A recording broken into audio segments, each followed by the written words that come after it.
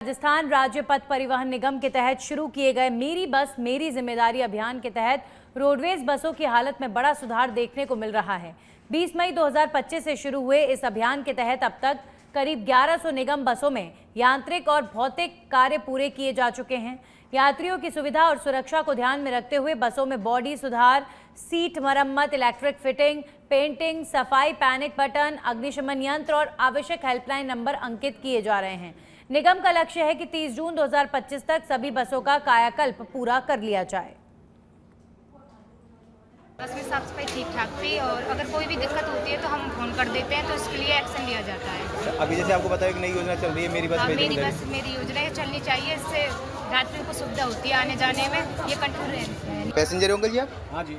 Daily करते हो, यात्रा करते हो इसमें? हाँ डेली नहीं तो कभी कभार तो आते हैं 2 दिन में। तो बस में आपकी साफ सफाई कैसी लगी? अच्छी लगी।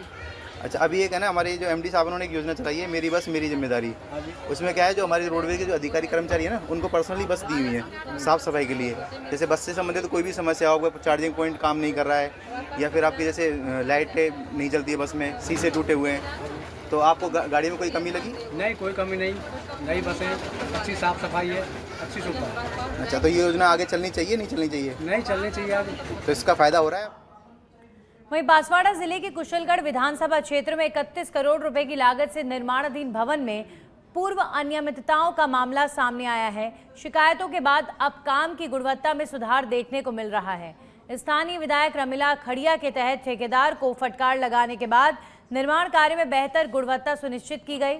युवा कांग्रेस जिला अध्यक्ष रोहित खड़िया ने भवन का निरीक्षण भी किया। पिछले दिनों हमारे लोकप्रिय विधायक मैडम रमीला जी खड़िया ने एक औचक निरीक्षण किया, उसके कई लाभ हमें मिले। एक हमारे 31 करोड़ की लागत से एक शानदार हॉस्पिटल का निर्माण हो रहा था, उसमें ठेकेदार द्वारा कई शिकायतें ठेकेदार की सामने आई, उसमें कार्य अच्छा नहीं हो रहा था। पर हमारे लोकप्रिय विधायक के जाने से वहाँ कई सुधार हुए और ठेकेदार ने मैडम के वहाँ जाने से सारे माल सामान बदले और कई बदलाव आए। मैं हमारे लोकप्रिय विधायक मैडम रमीला जी खड़िया से एक विनम्र अनुरोध करना चाहूँगा कि जैसे आपके जाने से हॉस्पिटल के कामों में सुधार आया। चित्तौड़गढ़ के बेंगू में उपखंड अधिकारी दूसरे अधिकारियों के साथ वार्ड 22 का निरीक्षण किया, जिस पर उन्हें नगरपालिका क्षेत्र के वार्ड नंबर 22 सूली मंगरा में गर्मी से उल्टी दस्त का प्रकोप देखने को मिला है। बता दें कि प्रकोप से ग्रसित करीब आधा दर्जन से अधिक मरीजों को उप जिला चिकित्सालय में भर्ती कराया गया है, जिसे लेकर चिकित्सा विभाग और प्रशासन भी अलर्ट मोड पर आ गया है। तो वहीं दूसरी तरफ जलदाय विभाग की टीम भी पाइपलाइन की जांच कर रही है। सिरोही के शिवगंज से बड़ी खबर। डिप्टी वर्मा के आश्वासन के बाद धरना समाप्त। सुधार समाज के सैकड़ों लोग थाना परिसर पहुंचे। डिप्टी पुष्पेंद्र वर्मा से की गई बात। डिप्टी से मिला समाज का एक प्रतिनिधिमंडल। काबा विद्यालय संचालक के खिलाफ मुकदमा दर्ज करने की रखी मांग। स्कूल संचालक द्वारा छात्रावास खाली न करने का ये मामला है।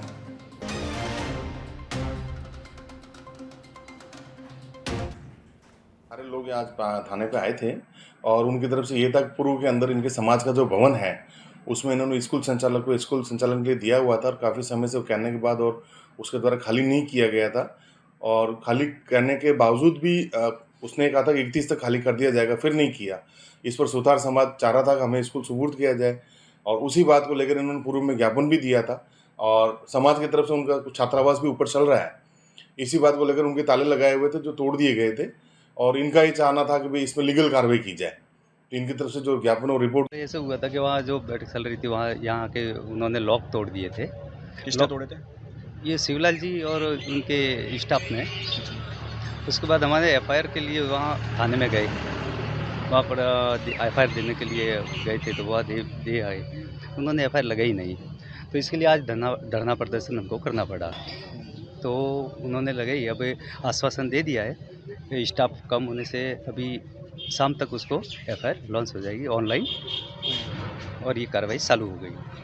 अगर ये नहीं होता तो अब आगे क्या रहेगा आपकी रूप? अब आगे तो ये है कि हमारा छात्रावास है, ये तो पूर्ण रूप से हमारे समाज में कब्जे में है और हमारे कब्जे में ही रहेगा।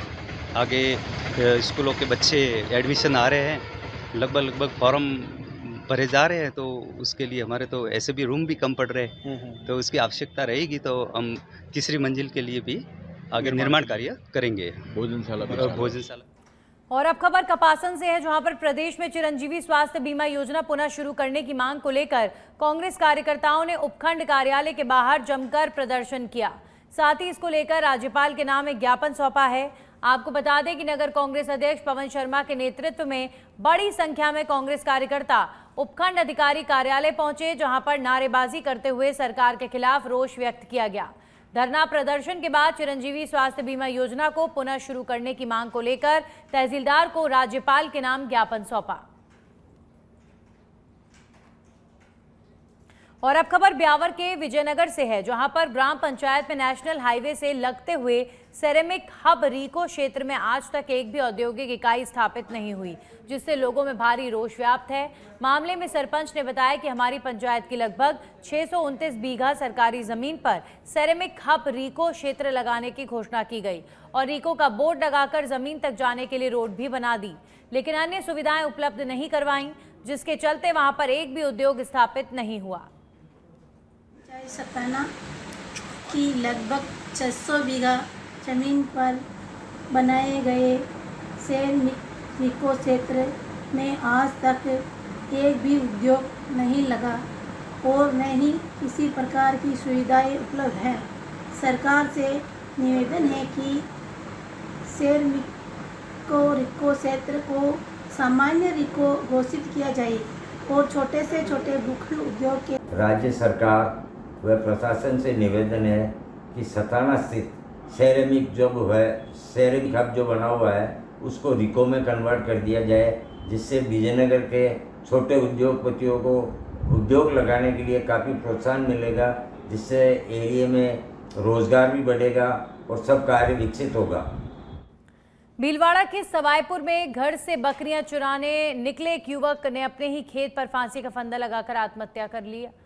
परिजनों ने ससुराल पक्ष के ऊपर अब युवक को परेशान करने का आरोप लगाया है।